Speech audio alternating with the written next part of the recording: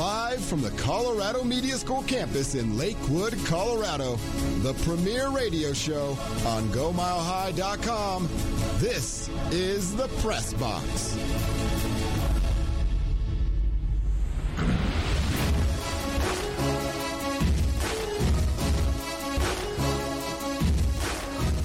Welcome all to the Press Box, the premier sports show of GoMileHigh.com, a part of the Be On Air network. My name is Tanner Fries. I'm sitting here at the Go Mile High studio table today with Andrew, Ty, and Zach, and behind the glass running things, we got a squad: Caleb, Sandy, Brandon, and Tyler, making the show happen, getting the show to you on the airways and onto YouTube Live. Thank you, everybody behind the glass, doing their due diligence to make it sound good. Today on the Press Box, everybody, we got a lot of stuff to talk about. We got a lot of football stuff to talk about. And, Andrew, we're going to close off with you with a segment I like to call Walker, Texas Ranger, laying down the law, right? So we're starting off with this. The national championship reaction last night. LSU took down Clemson by a score of 42-25. Was that it? 25, yep. Yep. Very close to my prediction of 45-28 that I had last week on the Press Box that I was very ecstatic about making, and I was the closest of everyone there making it. So, well, whoop-de freaking you. Now that I'm done saying how smart I am to everybody out there listening, I want to ask you guys, what was your reaction from? Was it 12-4 Broncos season? Hey! It was 10-6. Close enough. It was 10-6. Hey. 6 one-possession losses for the Broncos this past year. It could have happened. It could have happened, Mr. Battlehawks. But, gentlemen, what do we think about the number one pick this year taking on the number one pick next year? I mean, that's pretty remarkable. I mean, just the level of talent, competing in this game. And it was a pretty good game, even though Trevor Lawrence came out pretty flat, truth be told. And now, granted, the Clemson passing game was working, but after the second quarter, nothing was happening. The Clemson passing game was working, but it was working as long as the run game was working. Once the run game for Clemson stopped working, the pressure from LSU was way too much for Trevor Lawrence. He started getting out of the pocket. He started making really awkward throws, overthrows, underthrows. Sunshine didn't look like sunshine.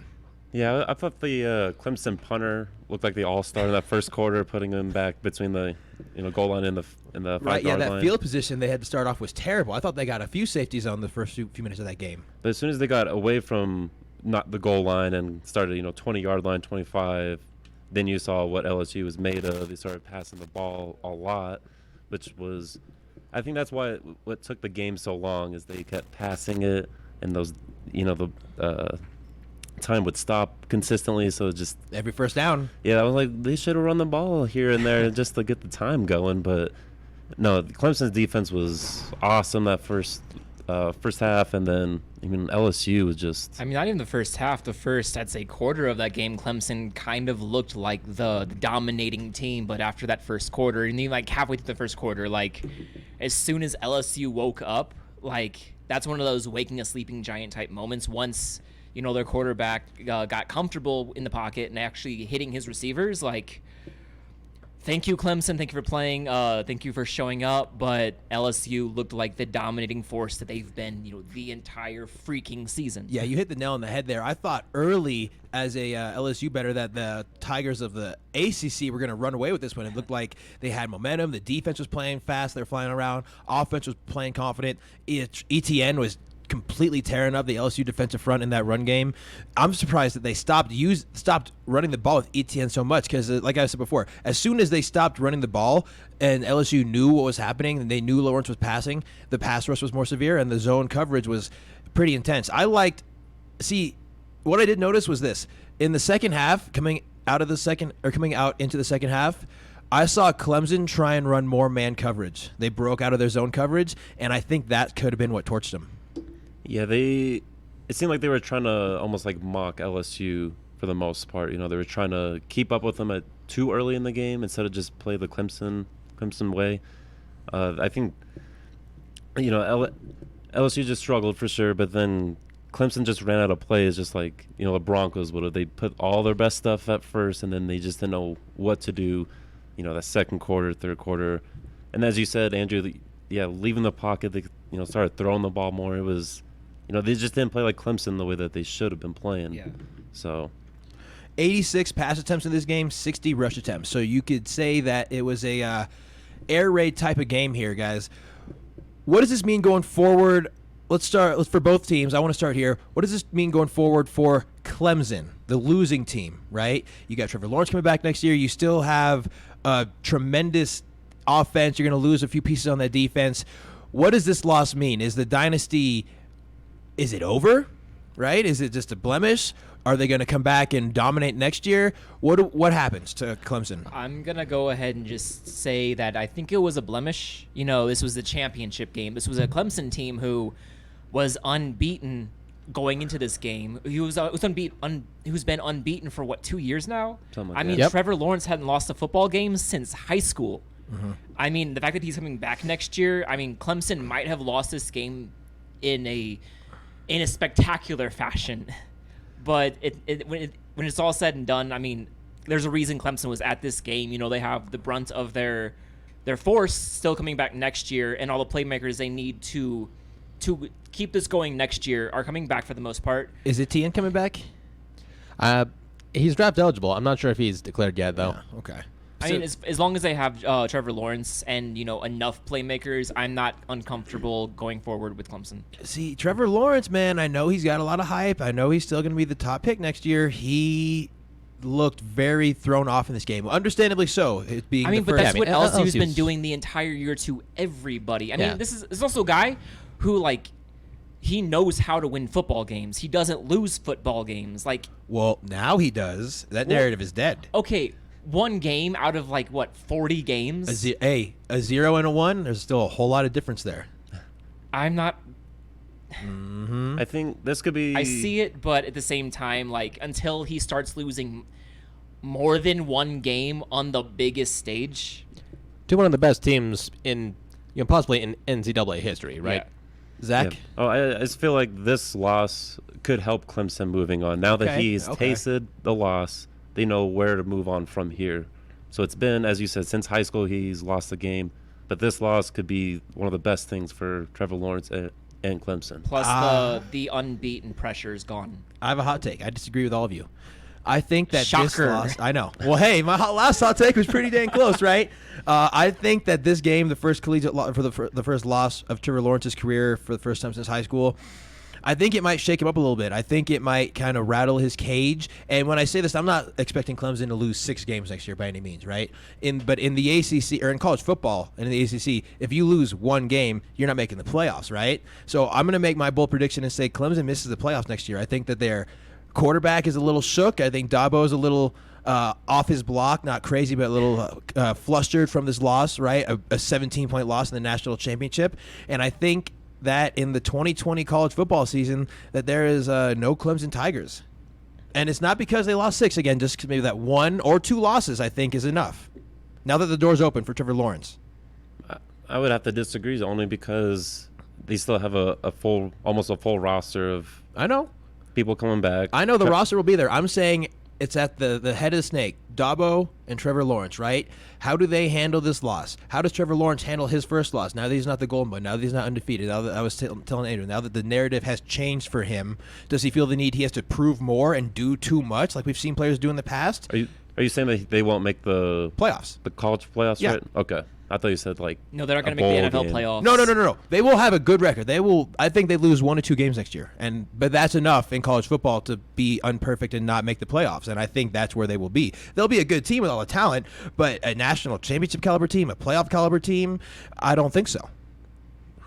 You got to see what recruits come in as well. You still have Trevor Lawrence. I hear that. But I'm saying it could be a mental problem in Dabo or Trevor Lawrence's head. And no matter how good the talent is around all them, if a quarterback feels the need to prove something too much, or if a coach is scared to make a call because of something that happened, that changes the dynamic of the team. But conversely, But conversely, that could also work the other way. It could work both ways. It could make them hungrier. It could make them more aggressive. Yes, it could. You made my point. It could light a fire under their ass. Before we get out of here, guys, I wanted to talk about LSU and what's going on for their future. Here is the LSU coach, Ed Orgeron, after the game. Our focus has been one game at a time. one day at a time. Our guys did a tremendous job. Now, I think that, this team is going to be mentioned as one of the greatest teams in college football history, 15-0. One of the greatest teams in LSU history, led by some of the greatest players. Give them all the credit. But, that's for you guys to decide. We're national champs. Well, we're 15-0. Whether we mention as one of the greatest teams or not, that doesn't matter to me. I think that we're going to get to work. We'll go to class on Wednesday. We'll start working on next year. Credits to ESPN, credits to LSU.com, credits to Fox Sports, credits to anyone else I might need to credit because I don't have a source. Credits to anybody out there that provided us with that sound. That is Ed Orgeron post-game talking about coming to class tomorrow. You think they're going to class tomorrow? No. They're drunk. They're going to class drunk with a hangover. Yeah. No, they're going to be on Bourbon Street, man. Yeah, Bourbon Street does not. Let me tell you, I've had some nights on Bourbon Street. That street does not die. I got a slice of pizza and a daiquiri at 5 in the morning one time walking back to the hotel. Worst decision ever. Classes would have begun today, right? Or something this week? They would have started this week, but, they're playing the national championship. The student base has to travel. What college student goes to class the first week? Hey, man, me and Ty have a cousin who has been down at Oklahoma for the past 3 or 4 years. She didn't even know that the Oklahoma football team was good. Yeah. So they're out there. Yeah, I know. They are out there, yes. 2 Heisman winners. But your team just won the national championship. I'm with you, but there's some people out there where sports is pig Latin. No, I know those people. I don't like those people. I don't get along with those people, but I know they exist. We don't judge here on the press box, Andrew. It's all right. Those people can enjoy their sports. What do you mean, those people? But before we get out of here, what's next for LSU, guys? Joe Burrow's leaving. A lot of talent being gone. What do we expect for LSU next year in the SEC and college football? A lot of disappointed LSU fans because Orgeron had a lot of not the biggest fan support coming into this program. So with him losing one of the greatest quarterbacks in college football history, losing major talent at cornerback and whatnot, they may drop to like a 6-16, maybe 7-5. Yeah. Do you think that they will contest for the SEC crown next year? Because Joe Burrow was really good, but Alabama's going to be that consistent force. Even though Alabama's also losing their quarterback, they will be in the same boat as LSU. They churn extent. out talent like nobody else. I know. Yeah, I know. But new decade, maybe some new perspectives. New opinions on programs for recruits could be something that's happening. I don't know. I'm just saying. I'm hoping to see a lot different things here in 2020. It was good seeing LSU instead of Alabama win the national championship. For sure. You know, I want to see that trend continue. Basically, in 2020, here's my wish list. No Bama and no New England Patriots in the Super Bowl or the national championship games for 7 out of the 10 years going forward. Can we all get on board there, everybody? Absolutely. I like it. I don't know many people that would disagree with that. Yeah, we want some fresh material. That will do it for segment 1 here on the Press Box, the premier sports show of GoMileHigh.com, a part of the Be On Air Network. And we come back in segment 2. We're staying with football, and we're going to talk about some games in the AFC divisional round that were wild. Don't go anywhere, but everybody.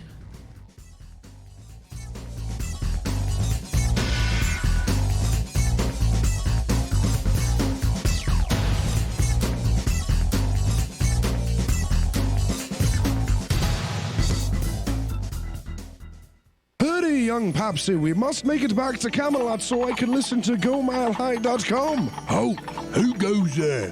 It is I, King Arthur on his mighty steed. Let me in the castle at once. I must get to my quarters to listen in to the best in Colorado's sports lifestyle programming. But, sir, don't we live in medieval Wales? No, Popsy, you mustn't ask questions when I'm listening about my beloved Broncos. GoMileHigh.com. Every day, across this country, hundreds of college radio stations take to the air, broadcasting music and programming that you won't hear anywhere else. It's one of the last places where people can really be able to actually say what they want to say. Without it, you wouldn't have a place for local artists to perform. Certain people need to have a chance, a fighting chance, and college radio is that place for it. College radio changes the lives of those who are involved with it and can change those who listen to it too.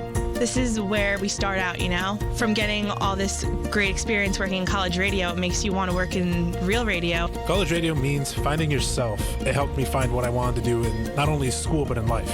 So support college radio by continuing to listen to this station and supporting the students who make it happen. College radio, now, more than ever. A message brought to you by this station and the College Radio Foundation. For more information, please visit collegeradio.org.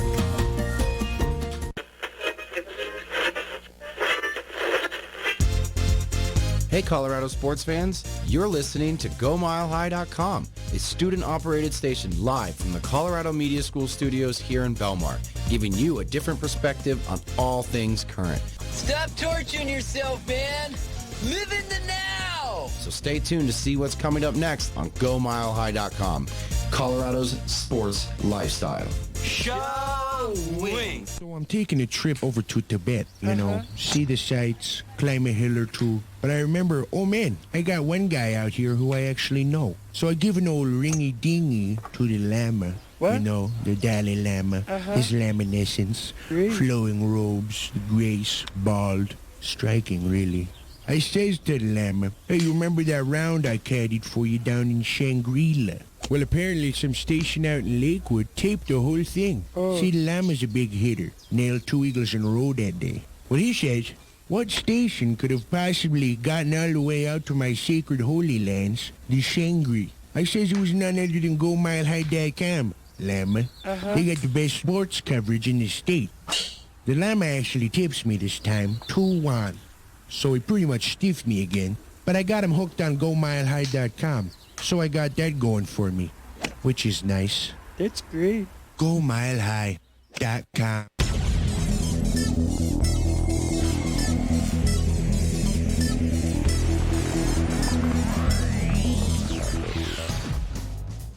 And welcome back to the Press Box, everybody. The premier sports show of GoMileHigh.com, a part of the Be On Air network. Still listening to Tanner, Andrew, Ty, and Zach behind the glass, running the board, and the technical equipment. We have Caleb, Sandy, Brandon, and Tyler. You can follow any one of us here at the Go Mile High Studios table. Tanner Freeze, AJ Det, Orange Mamba 22, and Fuji _ Ty. Reach out, give us a call on the CMS listener line, 303-937-6548. And lastly, you can connect with us on GoMileHigh.com. Reach out and give us a like on Facebook by looking up Go Mile High, or follow us on Twitter at Go Mile High. And the last thing, we talked about the national championship at the collegiate level. We're now shifting gears and talking about the NFL divisional playoff round. But before that, I had something I wanted to squeeze into the last segment but did not have time to. Joe Burrow was responsible for 14 touchdowns in the college football playoff this season. That is more than the Big Ten and the Pac-12 have all time.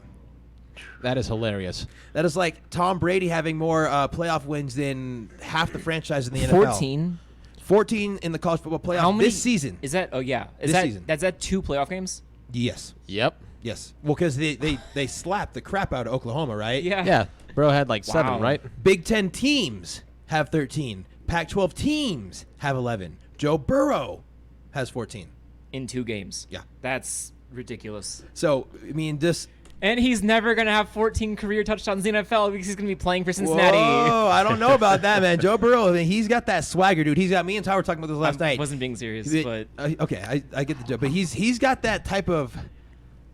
He's an Andrew Luck type player to me. He's that next big time. Like Jameis Winston was not on the same level when he's coming out. I don't think we've seen a quarterback. I don't think on Baker this level. Mayfield was on this level coming out. I think Joe Burrow is like Andrew Luck level. And before Andrew Luck, what was it? It was John Elway. Really though, like it was Elway to Luck. Like that's a huge gap. There Peyton had to Manning. be some guy. Sure. Yeah. No, but sure. even coming out, yeah, okay, sure. Peyton Manning. Yeah. So he's one of those type of guys where he's that franchise changer. You know, the and savior. don't forget, he will have AJ Green for like half a game. Yeah, AJ Green is well, if he signs for that half game because he's a free agent. So I didn't realize that. I wouldn't be surprised. But he'll have AJ Green for like half a game. I think that Joe Burrow is like on the phone with AJ Green right now. Like, yo, dude, please don't go anywhere. Come on. Yeah. I need something. he has to be like that.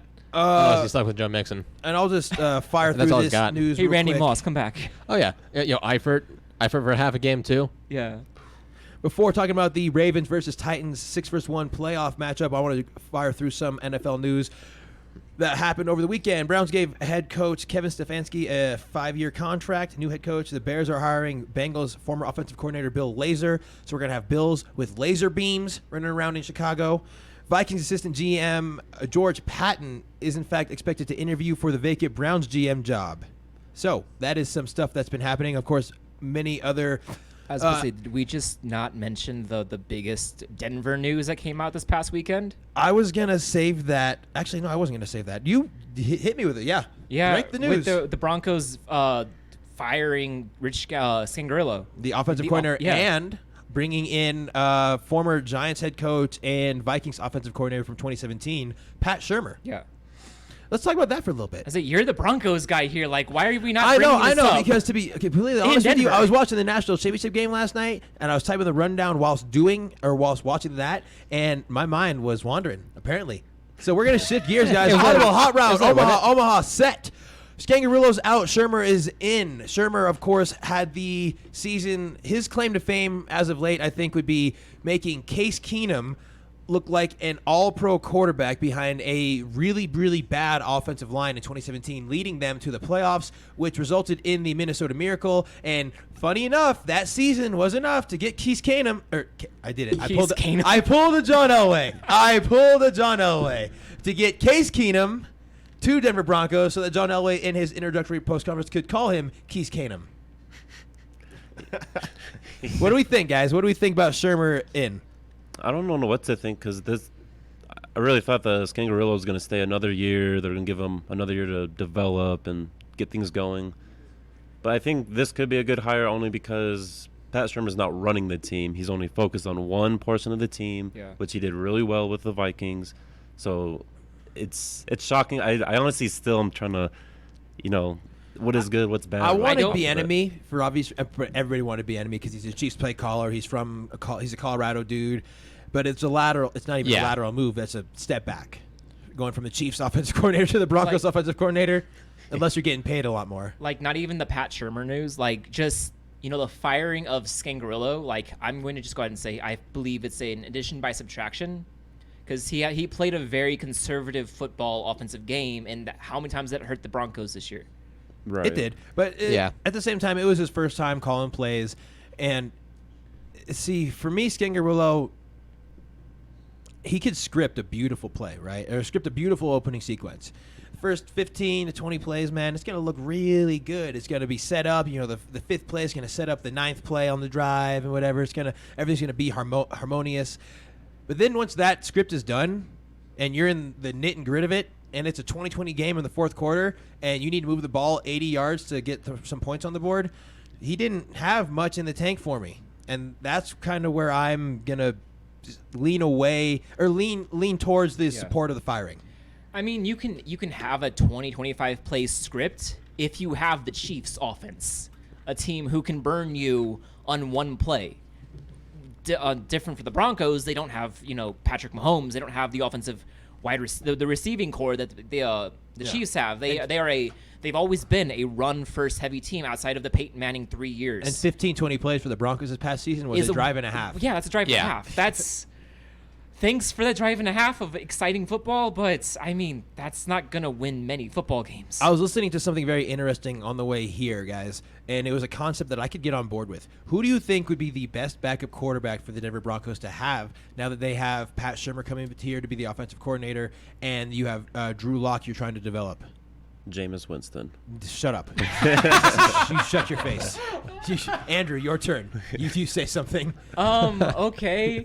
I saw on Twitter recently that there was a conversation. I don't know who it was between, but somebody mentioned Sam Bradford.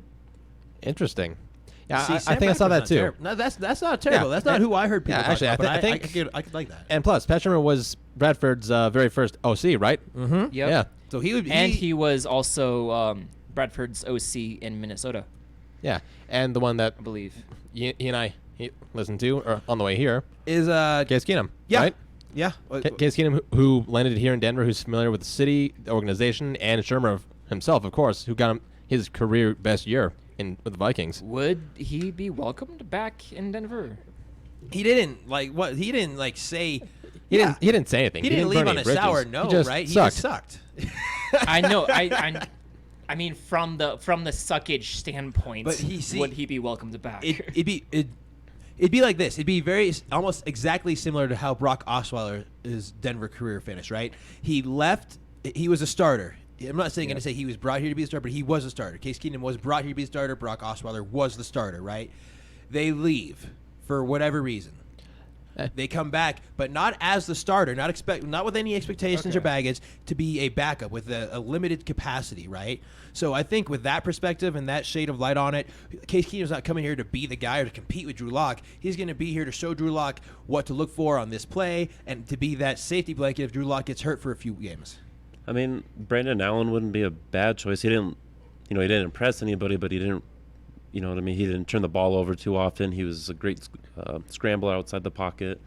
I mean, Flacco, he could stay too. He could help mentor Lock another year. It's not like he's gonna play. But would Flacco be down for mentoring Lock? I mean, that's the thing that ran him out of Baltimore for the most part was he didn't want to mentor Flacco, he's Lamar. And the thing is, he's also said that he doesn't want to mentor anyone. Yeah, he wants to start. Yeah, he wants to play. I hate Joe Flacco. I want him out of this city. I don't like him. He does nothing for this team except laugh at media when they bring up the 2012 playoffs.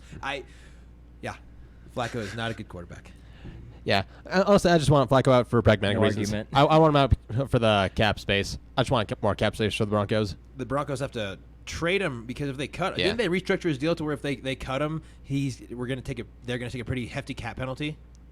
Yeah. Are they? Good catch there, by the way. I think they restructured in the middle of the season for some odd reason, unbeknown to me. They restructured to keep him here and keep him tied up with the Denver contract. So that's just insurance, probably, if anything. Stupid moves. I hate it.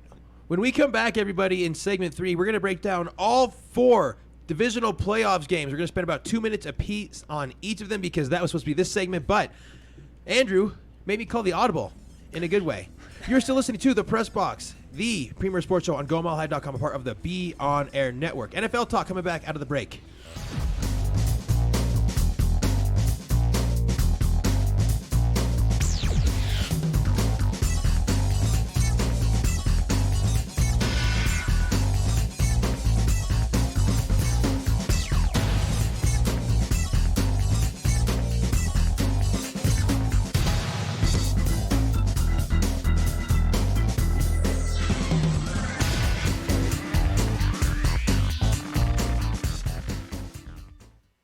Young Papsy, we must make it back to Camelot so I can listen to GoMileHigh.com. Oh, who goes there?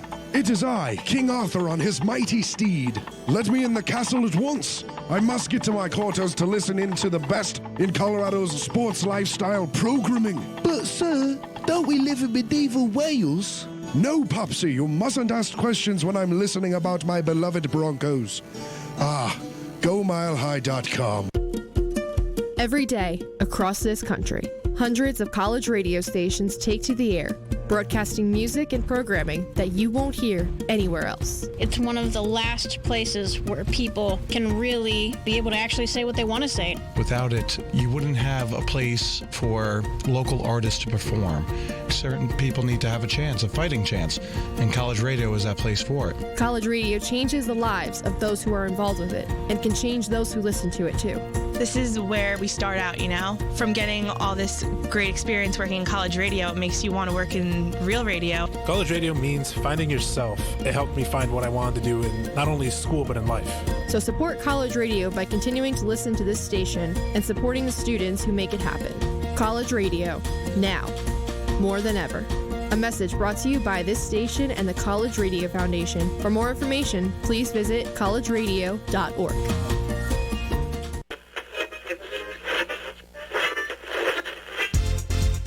Hey Colorado sports fans, you're listening to GoMileHigh.com, a student-operated station live from the Colorado Media School studios here in Belmar, giving you a different perspective on all things current. Stop torturing yourself, man. Live in the now. So stay tuned to see what's coming up next on GoMileHigh.com, Colorado's sports lifestyle. Showing. So I'm taking a trip over to Tibet, see the sights, climb a hill or two. But I remember, oh man, I got one guy out here who I actually know. So I give an old ringy-dingy to the Lama. What? The Dalai Lama, his laminescence, flowing robes, the grace, bald, striking really. I says to the Lama, hey, you remember that round I caddied for you down in Shangri-La? Well, apparently some station out in Lakewood taped the whole thing. See, the Lama's a big hitter. Nailed 2 eagles in a row that day. Well, he says, What station could have possibly gotten all the way out to my sacred holy lands, the Shangri? I says it was none other than GoMileHigh.com, Llama. They got the best sports coverage in the state. The Llama actually tips me this time, 2-1.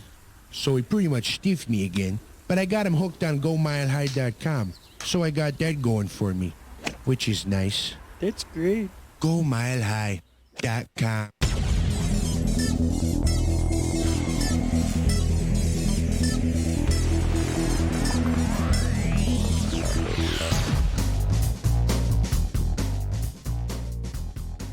We're back. Segment 3 here on the Press Box, the premier sports show of GoMileHigh.com, a part of the Be On Air Network, everybody. In the last segment, Broncos talk, reaction to the news of offensive coordinator Rich Gangarillo being fired and new offensive coordinator Pat Shurmur being hired. And we discussed a little bit about who should be the Broncos' backup quarterback next season. We'll now be talking about the NFL playoff divisional games. If you've got any hot takes, questions, comments, or opinions on these games, give us a call, 303-937-6548. We will be spending about 2 minutes each on these games talking about them. Starting off here, we have the Ravens versus the Tennessee Titans. The number 6 seed Tennessee Titans upset the number 1 Baltimore Ravens. And Upset is kind of like they low smacked key. them. The Ravens never had a lead in this game, which means the Titans never trailed. Derrick Henry had 195 yards on 30 carries and 1 passing touchdown. He was 5 yards short of Terrell Davis's single playoff game all-time record, and he broke Terrell Davis's most playoff rush yards record. This is also a game that had a pretty significant difference in quarterback stat lines, right? Ryan Tannehill for the Titans was 7 of 14 for 88 yards with 2 touchdowns, no picks, and 1 rush touchdown. He was sacked 1 time. Lamar Jackson, very different, 31 of 59 for 365 yards, 1 touchdown, 2 picks, 20 carries, 143 yards, and 2 fumbles. So, gentlemen, what do we think about this game? Are the Titans the team of destiny? Yes, I think they are. I mean, yeah. I mean, they've done such a great job in the last 4 or 5 weeks. Since Tannehill's came along, You're one of those people that say Tannehill. Whatever, number 17. It's not a bad thing. It's just people say Tannehill or they say Tannehill, and I'm someone who says Tannehill. They've been playing football, playoff football mentality since like week 14. Yeah, man. This team is. They're riding such a hot streak right now. You know, they beat the most dynastic team in the history of the NFL, and the Patriots. They might have ended that dynasty. You know, they beat the heavily favored hottest Ravens. Team of the year. Hottest team of the year. Yeah, I mean the Ravens won like 12 games in a row or something like that. Like some crazy number of wins. Yeah, they were 14-2. The only reason they didn't go 15-1 is because they rested their starters. Yeah, and they didn't just win that game. They went into Baltimore, a very hot place for the fan variety, and they stuck it to the best team in the NFL. But also Baltimore did not play their best game at all. So when Lamar Jackson has a sack, 2 interceptions, and he's holding the ball majority of the time and not giving it to Ingram and the playmakers, I kind of blame Jackson for that Somebody loss. said it on Twitter. You know, the Ravens' identity is to be a really great team going into the playoffs and then choke. See, no, I think that is to be on the Ravens. I think you can cue the thing for 2018 quarterbacks and the playoff things. So there's a Josh Allen thing. There's Lamar Jackson 2 years in a row now. We'll see what happens with Baker, Sam Darnold, and Rosen if he ever makes it. But I think big if. I think that amongst what we've seen, there can be that air quotes thing with 2018 quarterbacks in the playoffs, right? Yeah. Yeah. Right? You see it? Yeah, kind of like that thing with the 1983 quarterbacks. Yes, exactly. You know, there's those things out there that are weird, unspoken things that are just noticed. Pushing forward here, we have the number 2 Kansas City Chiefs taking on the number 4 seeded Houston Texans in one of the craziest games I have personally ever witnessed. The Chiefs gave up 24 straight points looking lethargic. They then gave up the Chiefs then went on a 51-7 run, crushing the Texans. This was a game that went from a blowout to a good comeback to a good game to a blowout the other way. I have never in my life seen anything like it, and I was genuinely perplexed by halftime. What were you guys' reactions from this? What, the score was like 51-31, right? Yes. I believe this is the first time a game has ever ended 51-31 in the history of the NFL. or something like that. Really? I do not have a stat. Oh, I don't have any way to I check that stat. I will believe you. I saw it somewhere on Twitter. It was it was one of the very few remaining NFL unique scores to end a game. Interesting. But And definitely one of the most unique ways to get there too. Seriously, A game of runs. I mean, that was- we'll get into this a little bit later, but I don't think we've ever seen one city with multiple sports teams go through such a rough 24-hour period as we've seen with Houston. And we'll get to that a little bit later in the show. But oh my gosh, 24-0, and then you don't even fall flat. You flatline. It was what started it. What started it, guys? it was the kick on 4th down. The kick on the Chiefs 14. Okay. Oh. See, It was going for the field goal. I think it was the fake punt for me. Yes, the I fake punt think for it was him. a fake No, punt in their own territory that kind of gave the Chiefs that quick, easy turnaround for those points. I there. disagree, though. Okay. I disagree. Okay. The Texans going for the field goal on the Chiefs' own 14. Folding when they have all the cards, when they have all the momentum. Who cares if you fail? The Chiefs haven't looked good all game, and they're pinned in their own territory. You can get them, and of course the Chiefs answered. They got a touchdown in less than under a minute after that. Yeah. And then you go for that stupid fake punt on your own 31. Was it stupid? Yes. I think it was pretty yes. stupid. Yes. I You're- agree with I mean, that. you're in your own territory. You lose your spine on your opponent's 14 in the red zone, and you go for it on your own, and suddenly you get your spine back in your own territory. Why? I mean, I will say this, just apart from the Houston Texans being what happened to them, this is the identity of the Kansas City Chiefs. Quick scoring, few plays type offense where if you blink, they can put up 24 in a minute. Like, it's ridiculous how much heavily offensive potential this Chiefs can get, and that is why I'm not ready to quite yet deem the Titans a team of destiny, because they have to get through the offense of the Kansas City Chiefs. Before we get out of this game, I wanted to talk about two things here. What is funnier? Bill O'Brien, the coach who should be fired, in my opinion, coming out saying that he is comfortable with how the front office situation is, and he will not look to hire a GM that would look to actively replace him. Of course he is. So Houston is GM-less at this point. Hey, they were GM-less all season, and Bill O'Brien's in charge. And after this game, I think Bill O'Brien should be fired. If they had a GM, I think they would be doing so. I mean, that's two open vacancy GM spots in the city of Houston. But is that funnier, or is this funnier? This sound may not be the best, everybody, and if it is, it may hurt your ears. This is Patrick Mahomes' girlfriend. It's going to hurt our ears regardless.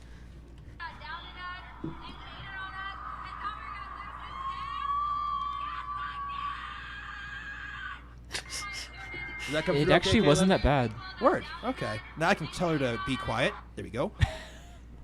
So what's funnier, her or the Bill O'Brien situation, how he is holding that team hostage, not hiring a GM to replace him because he needs to be replaced? I'm going to say the Bill O'Brien thing for the sole purpose that anybody who heard Patrick Mahomes' girlfriend go crazy instantly has concussion. And concussions are not funny. No, it's definitely Bill O'Brien, man, because you can't. I mean, you scored the 24 points off 2 turnovers. Yeah. But then you don't score any points after that, and you choke pretty much. And with that kick, the block kick, it's kind of almost not the block kick, but the going for it. Yeah, fake punt. It's a lot like Denver when they played Kansas City. You panic too early, and your whole team feels it, and then it just goes I disagree downhill. with all of you. Everything just unraveled. I think Mahomes' girlfriend, that video is funny because I picture that voice with Mahomes' voice and their kid, and I picture just a very funny sounding individual. Actually, you know what's funny? When I hear that, I picture them having a daughter that sounds like Miss Piggy. Guess again. Or like, oh god, I'm dead. I'm dead. That comment right there was fire. I'm dead, Miss Piggy. Moving forward here to the NFC side of things, we saw the 6th seed Vikings try and take on the 1 seed 49ers and fall short in what was kind of a good game, but really not that much because the 49ers dominated them. 27-10 was the final here. What was the thoughts on the new narrative on Kirk Cousins being he can win in the big games going into San Francisco and losing the big game? I never put much pressure into the fact that he can win the big games because, yeah, he beat the Saints, but he's like, what now, 1 in forever in primetime big games. But it's also not as much on him as it just, the 49ers continue to do what they've done all season, is win these kind of games outside of the Ravens game that they should be winning for a team who nobody gave any kind of mind to before the season. 3-13, the one dude had. I said it last week. The four-man pass rush of San Francisco, when they're all healthy, D Ford, DeForest Buckner, Eric Armstead, and Nick Bosa, is unbeatable. It's like being, and I tweeted this also, it's like being able to send a blitz. You're getting blitz pressure, like sending 5 to 6 men while dropping 7 in coverage. And when you have that, it's just unreal. You literally need to block 6 to hope that one of your guys don't lose on the double team. And even then, one of the guys, Buckner, Ford, Bosa, Armstead, they can still win on a single team. Like somebody's getting pressure somehow. And the secondary is fast and well coached in his own system. In a very basic sense, this 49ers team reminds me of the 2015 Broncos team with a dynamic defense that for can very get you, different reasons. But with a good enough offense to win, to put up enough points where your defense can just blow everybody else away. I would say that the 49ers offense this year is better than the 2015 Broncos offense for sure. Yeah, for sure. But they're not going to be the Chiefs offense. They're a very they're defensively built team with a good enough offense. But I like the comparison. It's two teams that are defensively built on pressure. How they went about getting that pressure very different. Wade Phillips with the Broncos was a all-out blitz, man up in your face system. Whereas with the 49ers, they don't need to do that. They can just rush forward and drop a heavy zone with 7. Yeah. I mean, it kind of goes to Minnesota's offensive line was terrible. They've been terrible. 21 rushing yards for Minnesota. Yeah. 18 yards for Dalvin Cook, who's one of the best rushers in the league. You get him to 18 yards. That's where you lose the game. Yeah. If you're Minnesota, you rely on the run. You get the play action going. It didn't work. Yeah, I mean, the Vikings are not Kirk Cousins' team. They're Dalvin Cook's team. They do not go anywhere without Dalvin Cook. That's so true. And the thing is, that's exactly what the Niners are built to do. That line can shut down any run game in the league. And honestly, the Vikes were just kind of dead in the water to begin with. So we have some sound from the Minnesota coach, Mike Zimmer. I love these players. This organization, the owners have been outstanding to me. So I believe that there'll be conversations here in the near future, and whatever happens, I'm happy with. Credits to thevikings.com for that sound, and that sounds like a coach that's about to blow it all up. Blow it up. New team. You can't win with that one. You're not winning with any team. Last game we will cover from the NFC divisional round of the playoffs with a short time, 1 minute, gentlemen, will be the Seahawks losing to the Green Bay Packers in Green Bay. They have not won since 1999, I think it was, since The Matrix came out, and that narrative continues. What did we think about this game? Here, no, I don't want to ask what we think about this game. We got short time. Let's get to the meat and potatoes. Was it a first down? Did the Seahawks get screwed? Yes. 100%. Yes, it was a first down? It was not a first down. Okay. And it was, you came up short. It was clear. And I heard that the line was missed, See, I heard the line was messed up too, but from what I saw in that moment, I saw a helmet on the line to gain, and the helmet's not at the same level the ball is, so I don't know about that, Ty. I mean, in the moment, they got screwed. They should have had at least one more chance. They probably weren't going to get it, but they should have had the chance regardless. I mean, when was the last time we've seen the Seahawks and the Packers, last second team gets screwed by the last play of the game? It's becoming a trend. It's a recurring thing now. It's good for the Packers for finally exercising the ghost that is the Seattle Seahawks. So the Hail Mary.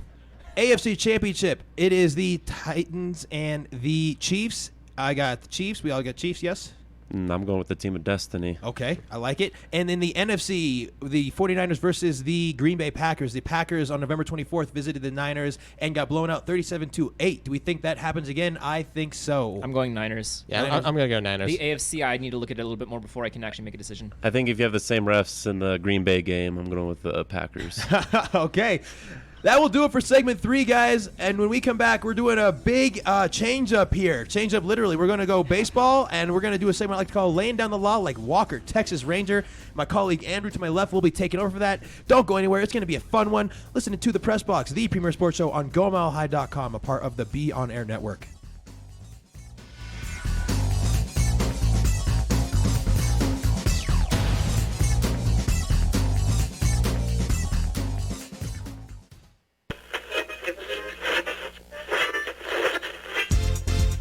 Hey Colorado sports fans, you're listening to GoMileHigh.com, a student-operated station live from the Colorado Media School studios here in Belmar, giving you a different perspective on all things current. Stop torturing yourself, man. Live in the now. So stay tuned to see what's coming up next on GoMileHigh.com, Colorado's sports lifestyle. Showing. Every day, across this country, hundreds of college radio stations take to the air, broadcasting music and programming that you won't hear anywhere else. It's one of the last places where people can really be able to actually say what they want to say. Without it, you wouldn't have a place for local artists to perform. Certain people need to have a chance, a fighting chance, and college radio is that place for it. College radio changes the lives of those who are involved with it and can change those who listen to it too. This is where we start out, from getting all this great experience working in college radio. It makes you want to work in real radio. College radio means finding yourself. It helped me find what I wanted to do in not only school but in life. So support college radio by continuing to listen to this station and supporting the students who make it happen. College radio, now, more than ever. A message brought to you by this station and the College Radio Foundation. For more information, please visit collegeradio.org. I'm taking a trip over to Tibet, see the sights, climb a hill or two. But I remember, oh man, I got one guy out here who I actually know. So I give an old ringy-dingy to the Lama. What? The Dalai Lama, his laminescence, flowing robes, the grace, bald, striking really. I says to the Lama, hey, you remember that round I caddied for you down in Shangri-La? Well, apparently some station out in Lakewood taped the whole thing. See, the Lama's a big hitter. Nailed 2 eagles in a row that day. Well, he says, what station could have possibly gotten all the way out to my sacred holy lands, the Shangri? I says it was none other than GoMileHigh.com, Lama. They got the best sports coverage in the state. The Lama actually tips me this time, 2-1. So he pretty much stiffed me again. But I got him hooked on GoMileHigh.com. So I got that going for me, which is nice. That's great. GoMileHigh.com. Hurry, young Popsy, we must make it back to Camelot so I can listen to GoMileHigh.com. Oh, who goes there? It is I, King Arthur on his mighty steed. Let me in the castle at once. I must get to my quarters to listen in to the best in Colorado's sports lifestyle programming. But, sir, don't we live in medieval Wales? No, Popsy, you mustn't ask questions when I'm listening about my beloved Broncos. GoMileHigh.com.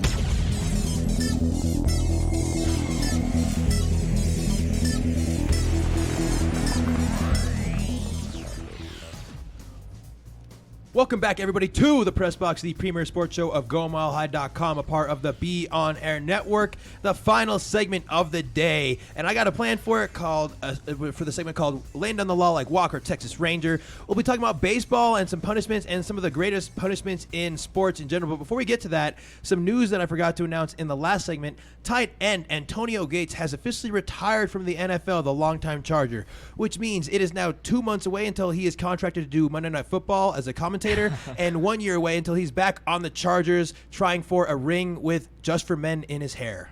Okay, Jason Witten. You get the joke? There it is.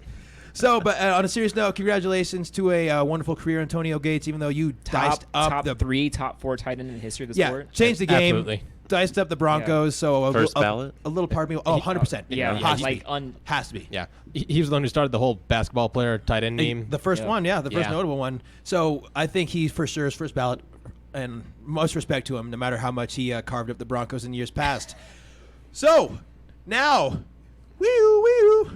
rolling in the law. Andrew, that was cheesy. What has happened? Well, I don't have a.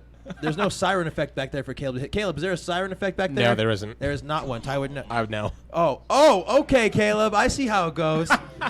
Andrew, would you like to tell us what has been happening in the world of baseball regarding one particular team in Houston? I'm going to start out by saying this.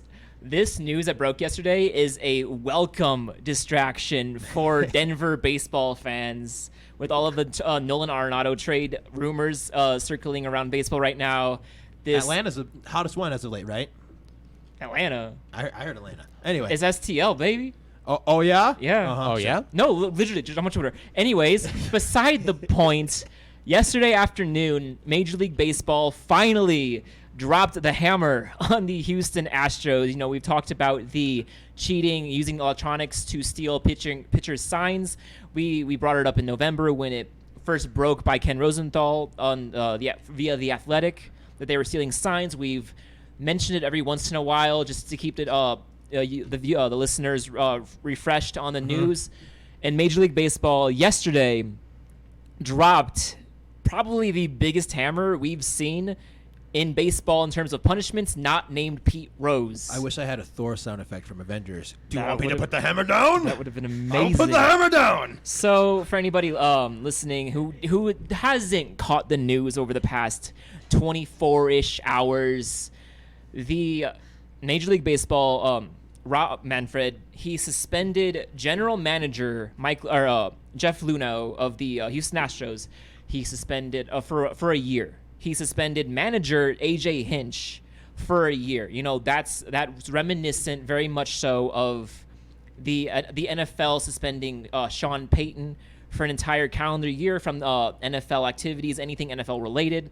So and then to pick it up a little bit more, Astros owner Jim Crane went and then fired said GM and manager, and we actually have Jim Crane's sound on the matter. They both had responsibilities, Jeff running the baseball operation and overseeing AJ and all of those people associated with that. And AJ on the bench and was aware. If you read the report, it's pretty clear. AJ didn't endorse it, and neither did Jeff. Neither one of them started this, but neither one of them did anything about it, and that's how we came to the conclusion.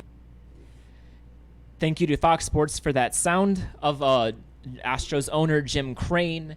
And I'm going to say this. You know, the Astros were at one point the poster child for how modern day organization baseball is run. You know, tank for a few years, build up those high end draft picks, hit perfectly on all of those high end draft picks, and then win the freaking World Series. You know, we talked about this team from its analytical standpoint, how they are the pioneers for how analytics in baseball has grown astronomically. That wasn't even on purpose. And rim shot. I like it. And now, you know, it kind of taints all of that. But we talked about that a whole lot, how the Astros are tainted. I no longer look at my once favorite MLB player, Jose Altuve, the same way, or any of the Astros. Like, I don't want to go ahead and burn the Altuve jersey I own, but I mean, the thought has crossed my mind. You'll bury it, though. Yeah, it's not going to be worn in public ever again. Well, no. Maybe down the road as like a retro thing. You never know, man. That could be worth some money back there down the road. But back to it. So apart from the Luhnow and AJ Hinch firings, the Astros were both fined $5 million, which, I mean, the fine was more of just a MLB can do it, so they're going to do it. But $5 million in like a $12 billion industry for an owner who's worth like $2 billion, like $5 million is like $5 to us. See, I was talking to somebody who was thinking that they would have been happy to see a 2-season playoff ban, a postseason ban for 2 seasons and for the Astros. That's what a lot of fans were hoping for. But why do you think they didn't go to that severity? Because that's... I mean, this is a severe severe offense, is it not? You know, you're cheating, you're ruining the game. Because at that point, you're also you're hurting the fans. Okay. See, I like that. That's a good perspective. That's you know, in baseball's biggest one sport city, from a media standpoint and just a city size standpoint, you'd be hurting an entire fan base that for the fan base did no wrong at all. And you can't do that to the fans who are bleeding baseball fans at this point. Now, I've also heard, correct me if I'm wrong, anybody here, that there's also been a few other teams that have been under investigation, accused of, confirmed maybe even in some regards of doing the same thing here, like the Red Sox, Dodgers, like a lot of the big name marquee teams. Have you heard of the same things? And if you have, what happens next? Is there a major reform in all of baseball, like a grand rule, or are those teams continuously going to be individually punished? The last bit of the punishment was the Astros lose their first and second round draft picks for the next 2 years. which hurts the future of the team. And because they've been so, like you were saying to lead off the segment, so that's how you build up successful your with teams. those picks. That's how teams these days build. You hit on these first and second round picks. And they've done nothing half their team right now is first and second round picks that they've made. Like that hurts that team in ways I can't even begin for the to next fathom. decade. In such a fundamental way. Yeah. But so the Boston Red Sox, I believe the report came out early last week that that's one of the read. Yes. That Red Sox manager Alex Cora, who back in 2017 was the bench coach for the Houston Astros, and if you go through and actually read the report that Major League Baseball put out on yesterday the Astros punishments, Alex Cora's name is mentioned almost every other sentence. He was probably the biggest non-player supporter of this cheating allegation, and he's now 1 year after all of this happened went to Boston, is now their head manager, and wins the World Series in almost the exact same way via cheating with technology. So if you're a Walker Texas Ranger, are you roadhouse kicking this guy? I mean, Roadhouse or no Roadhouse? Yeah, that should have been the segment. I'm roadhousing him by giving him a lifetime ban. So Roadhouse. Yes, like this is the guy who kind of orchestrated most of this, was a big factor in the cheating allegations, and then to take it to another franchise who, mind you, the Red Sox, this is the second time they've been punished for using technology to steal signs. Oh, Boston sports team cheating? What is this? What is happening? What is going on in the world? Like, this doesn't happen. Boston. Yes, Caleb, you're right. Boston sports teams do not cheat. Like, you can't suspend the Red Sox current GM because he wasn't even on that team a year ago, much less 2 years ago when they won it. But Alex Cora is most likely going to get, at the very least, a 1 year suspension. I can honestly see him. I can see him getting an MLB ban, and they will get draft picks suspended or taken away if this ends up being the truth. You know, this entire allegation, this is Major League Baseball trying to nip the entire thing in the bud. So do you find that these punishments are fair, or do you think that they could have gone a little bit more extreme? Or do you think that if they need to inflict more punishment to multiple teams, that it should just be one blanket rule instead of punishments to 7 teams? They should make it a blanket rule. If you're caught doing this crap, this is going to be the punishment. And if you're caught multiple times, like the Red Sox, the punishments will be ridiculously more severe, just to nip this in the bud for the first time. So kind of close off the segment here, everybody. We wanted to talk about the line that I said earlier. I kind of want to get it on air. You know, the Red Sox and the Red Sox and the Astros, they won 2 World Series. They won a World Series championship over the Dodgers. Sorry, Dodgers fans. By having a video camera trained on the opposing catcher's crotch. Yes, they did. Yeah. Hey, man, that's baseball. That's baseball in the modern day and age. If you want to be successful, shoot that video. Wrapping up here, is this one of the Is this the worst punishment a league's officiating has given to a team or the individuals on a team ever? And I say that this obviously is up there. The SMU death penalty in 1986 is up there. You mentioned the Saints having the bounty gate with Sean Payton be a thing. Is this the worst punishment that an organization's ever given out to a team within organization? I'm going to say team, yes, because not only there's just draft picks, you take away the GM who brings in the elite talent, and you take away their Robin Williams, their "Oh Captain, My Captain," and their picks. Yeah, to continue to get better. But from an individual standpoint, I'm going to say the Pete Rose one was worse, just because he's one of the greatest players in the history of the sport, and he can no longer be associated with Major League Baseball anyway. But I get the individual, but I say from a perspective, team perspective, right? Like Pete Rose hurt. The way that would be the thing is if Pete Rose's absence hurt his team a detrimental amount.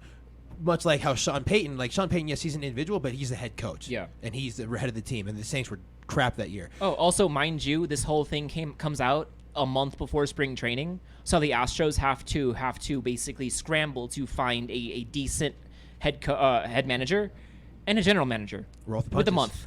Have fun with that, Astros. Ty, Zach, what do you guys think here? Worst penalty organizational body has given out to a team within said organization. It's probably definitely up there, but I would again, team, not individual player, like affected the team and organization as a whole. I mean, off the top of my head, I would probably say it's definitely top 3. You know, like you. Yeah, it's up there. It's up high. Yeah, I could think of maybe a few off the top of my head that could possibly. What company is it in? I mean, possibly. I'm not sure if this is on the same level, but maybe the Penn State sanctions after the Sandusky. No, I can say that's up there for sure. Absolutely, because that honestly affected Paterno's legacy after Sandusky, after the Sandusky scandal. Yeah, that because is a very good that one. took Paterno out of the winningest coach category. That vacated over 100 wins, and it.